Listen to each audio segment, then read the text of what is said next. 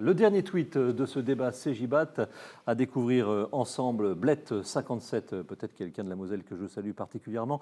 Qu'en est-il de l'inconfort lié à la suppression des surfaces chaudes, radiateurs et planchers? Je me tourne vers vous puisque vous représentez en quelque sorte les utilisateurs. On ne m'a pas signalé d'inconfort. Quand les gens ont saisi le fonctionnement, ils m'ont dit on a eu un peu peur de ça, toujours ces souvenirs de vieux systèmes, et finalement, non, pas de soucis signalés à ce jour. Julien Garnier. Ce qui semble assez logique, puisqu'on est sur des enveloppes bien isolées, donc on n'a plus de sensation de paroi froide. On va dans un premier temps à la mise en régime traiter l'air, traiter le volume, et ensuite les parois vont monter en température, mais on est sur effectivement des enveloppes relativement performantes. Donc je suis pas surpris de ce retour d'expérience. Kevin Guerch sur le sujet, sur l'inconfort. C'est une vieille habitude de penser, et je la partage totalement, que le fait d'avoir un corps de chauffe chaud à proximité implique le confort thermique. Le confort thermique, c'est la moyenne entre la température de l'air et la température moyenne rayonnée par les parois environnantes.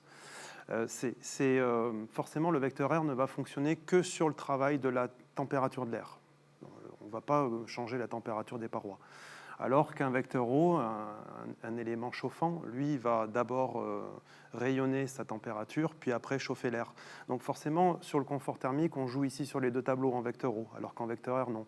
Maintenant, c'est vrai que sur les bâtiments neufs, on a beaucoup moins de parois déperditives qui induisent ces sensations de parois froides. Les dernières restantes, peut-être éventuellement les vitrages, quand ils ne sont pas peu émissifs. Mais visiblement, ça fonctionne. Si je peux ajouter, Xavier Jouan. Il y a eu souvent dans le passé, des gens qui revenaient nous chercher en disant il y a un meuble qui a été placé de telle façon et l'effet de la paroi chaude, il était annulé. Moi, ce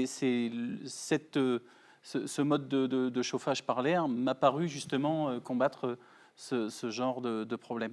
On n'a pas à se soucier de savoir où est-ce qu'on va mettre ces meubles, si ils sont devant le radiateur ou pas, si on va mettre sa télé à côté du radiateur, si ça va chauffer, si on dort la tête proche de la source chaude ou pas. Voilà, la question ne se pose plus et ça m'a paru être une bonne solution. Il est temps de conclure.